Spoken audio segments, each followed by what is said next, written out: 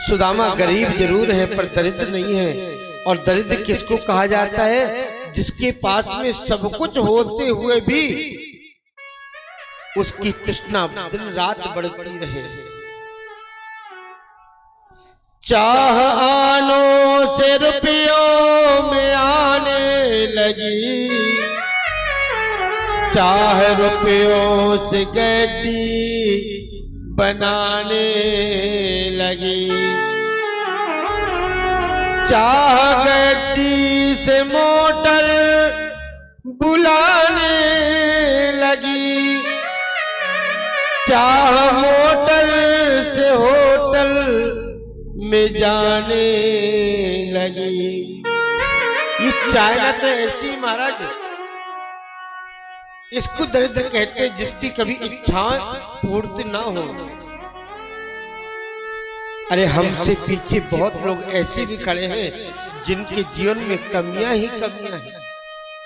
अगर हमारे पास में 10 जोड़ी कपड़े नहीं है, 2 जोड़ी है, तो उस परमात्मा का लाख लाख बार धन्यवाद है कि उस परमात्मा ने हमें 2 जोड़ी कपड़े तो दिए। कितने व्यक्ति संसार में ऐसे हैं जिनके पास तन ढकने के लिए कपड़े नहीं होते। उनसे तो हम अच्छे हैं, कम से कम हम कपड़े तो पहन पा रहे हैं। बहुत से व्यक्ति ऐसे हैं जो 2 वक्त का भोजन नहीं कर पाते हैं। भगवान ने हमें 2 वक्त का भोजन चैन के साथ दिया है, ये क्या कम है? अगर हम तृष्णा करेंगे तो पड़ोसी के यहाँ तो रोज पनीर बनता है, हमारे यहाँ पराठे क्यों नहीं बनते? ऐसी अगर मन में भावना आ जाएगी तो जीवन में कभी खुश नहीं हो पाएगा। खुश रहना है तो जितना हमारे पास में है उसमें ही संतोष करना पड़ेगा। जब आवे संतोष धन सब धन दूर समान। जब संतोष रूपी धन आ जाता है तो महाराज सब झूठा हो जाता है। सुदामा जी कभी कहीं मांगते नहीं। और भागवत में लिखा है जब खेतों में फसल कट जाती है तो खेतों में दाने गिर जाते हैं। सुदामा जी उन खेतों से जाके दाने बीन करके लाते थे और उनकी पत्नी उनको बना करके खिलाती। पर सुदामा कहीं जाते नहीं और सुदामा की पत्नी इनसे ज्यादा, वो भी कभी पति से ये नहीं कहती कि कुछ लेकर के आओ, कमा के आओ, घर बैठे रहते हो। कभी कोई कामना नहीं किया। आज उनकी कुटिया पर संत आ गए और संत ने कहा देवी लाओ कुछ भिक्षा पात्र में भिक्षा दे दो। तो सुदामा की पत्नी सुशीला कहती है हे संत भगवान, मेरे पास देने के लिए कुछ नहीं है, मेरे पास तो नितांत गरीबी ही गरीबी है। आज 4 दिन से चूल्हा नहीं जला है, अब मैं आपको दूं तो क्या दूं? संत ने कहा बेटा खाली नहीं लौटाते हैं, तेरे पास गरीबी है ना, आज इस गरीबी को झोली में डाल दे, पर कुछ दे दे। और बेटा देख तेरे पति जो है ना, इनके मित्र बचपन के जो द्वारका के राजा हैं, जो द्वारका के राजा हैं, अपने पति से कहो कि कुछ दिन के लिए वहां पर चले जाएं। सुदामा की पत्नी ने शाम को चरणों को दबाते हुए कहा हे प्राणनाथ, जो द्वारका के राजा है वो आपके मित्र, मैंने सुना। सुदामा ने जैसे द्वारकाधीश का नाम सुना आंखों में आंसू आ गए। अरे देवी तूने आज क्या याद दिला दिया? अरे मित्र थे नहीं, वो तो आज भी मेरा मित्र है। हम लंगोटिया यार हैं, हम उज्जैन में गुरु सांदीपनी के आश्रम पर नित्य प्रति पढ़ते, साथ में समदा बीनने के लिए जाते थे। बहुत प्रेम था हम दोनों भाइयों में। वो द्वारका का राजा बन गया और मैं अपनी झोपड़ी का राजा बन गया। प्रभु आप जाइए ना,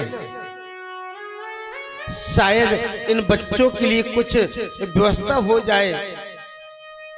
सुदामा जी के देवी, मुझे अपने मित्र की याद तो बहुत आ रही है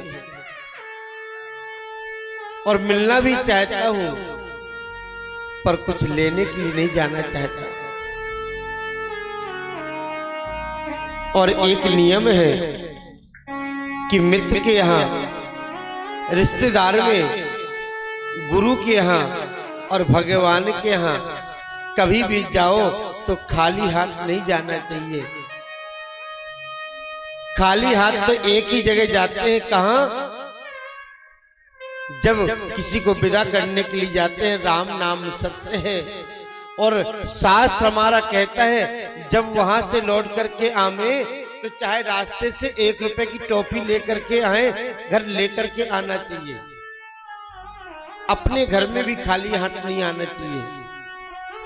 तो देवी, मेरे पास तो कुछ देने के लिए है नहीं, मैं जाऊं तो जाऊं कैसे? तो सुदामा की पत्नी कहती है, भेंट की व्यवस्था मेरे ऊपर छोड़ दो, आप चले जाओ ना। सुदामा जी को क्या तैयारी करनी थी?